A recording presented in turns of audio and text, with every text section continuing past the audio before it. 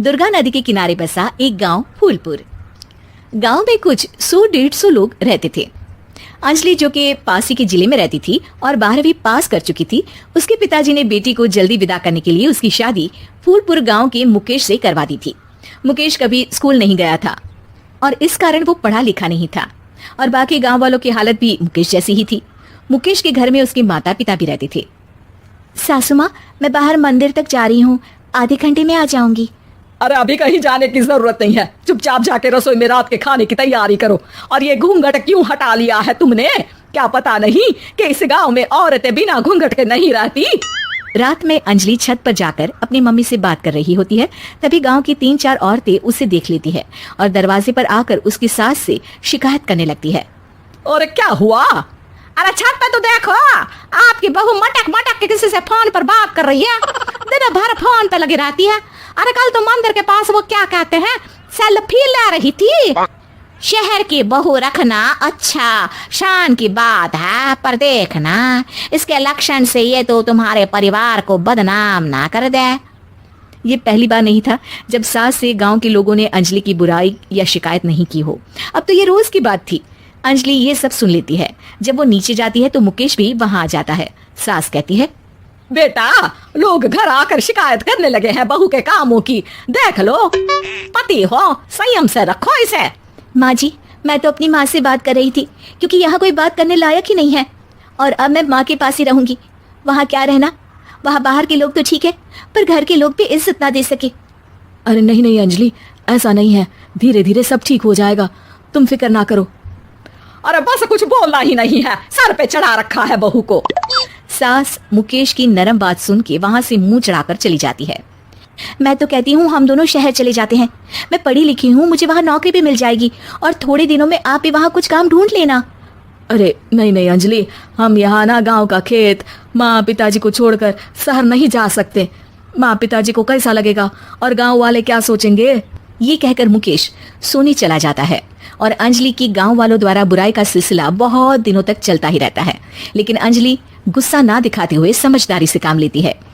बारिश का मौसम चालू हो जाता है। जोरदार बारिश से पूरे गांव में हाहाकार मच जाता है।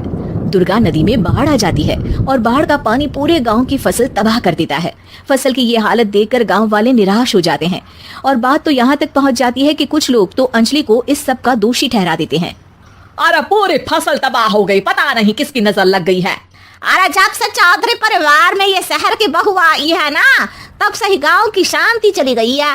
इसके कर्म कांड से माँ दुर्गा नदी भी खुश नहीं है। ये सब सुनकर बेचारी अंजलि रोते हुए अपने घर चली जाती है। कुछ दिन बाद सभी गांव वाले अपनी फसल का मुआवजा लेकर अपने अपने घर आते हैं। मुकेश भी 1500 लेकर आता है। अंजलि को जब पासबुक दिखाता है तो अंजलि हैरान हो जाती है। अरे, ये पासबुक में तो उन्होंने 4000 की एंट्री करी है और आपको सिर्फ 1500 दिए। सच में? अरे वो सरकारी अफसर आपको बेवकूफ बना रहे हैं। सरकार की तरफ से हमें 4000 मिले हैं लेकिन बाकी का सारा पैसा खुद ही खा रहे हैं। आप लोग के अनपढ़ होने का फायदा उठा रहे हैं। ये सब सुनकर मुकेश परेशान हो जाता है लेकिन अंजलि उसे हिम्मत से काम लेने को कहती है और सुबह होते ही मुकेश को पंचायत कार्यालय ले जाती है और साथ में गांव के और लोगों को भी। आप सरकारी बाबू क्या गांव के लोगों को बेवकूफ समझते हैं? आपको क्या लगता है ये पढ़े लिखे नहीं है तो आप कुछ भी मनमानी करेंगे? ये बेचारे दिन रात इतनी मेहनत करते हैं, ये हमारे अन्नदाता हैं और आप इनके साथ ऐसा धोखा करते हैं। अरे क्या बके जा रही है ये लड़की, किस धोखे की बात कर रही है? अपने कांड करके नदी माँ को नाराज करके हमारा नुकसान करके इसे चैन नहीं मिला क्या? सरपंच जी, इन सरकारी बाबू ने मुझे बेवकूफ बनाया है और मेरे हिस्से के पैसे खुद चट कर गए। बस ये सुनते ही सरपंच वहां से दुम दबाकर भाग जाता है। पता चलता है कि जनपद अधिकारियों ने गांव के सरपंच के साथ मिलकर सबके साथ धोखा किया है। सब लोगों का विरोध शुरू हो जाता है और आखिर में अधिकारी सब गांव वालों के हिस्सों के बचे हुए पैसे उन्हें लौटा देते हैं और कई दिन तक सरपंच गांव में लौटता ही नहीं। अंजलि, तुम नहीं होती तो हम गांव वालों को तो पता ही नहीं चलता कि ये हमें हर बार बेवकूफ बनाते हैं। हाँ हाँ अंजलि बेटी, हमें माफ कर दो। हम सब तुम्हें बुरा भला कहते रहे लेकिन तुमने ही आज हमें बेवकूफ बनाने से बचाया है। हमें तुम पर गर्व है बेटी। अब समझ आया कि सरपंच तुमसे नहीं तुम्हारे पढ़े लिखे होने से नफरत करता था। क्यों ना इस बार हम अंजलि को ही सरपंच पद के लिए चुन ले? क्या कहते हो गाँव वालों? पढ़ी लिखी सरपंच। बस पूरा गांव अंजलि के लिए ताली बजाता है और अंजलि की सास उसे खुशी से गले लगा लेती है।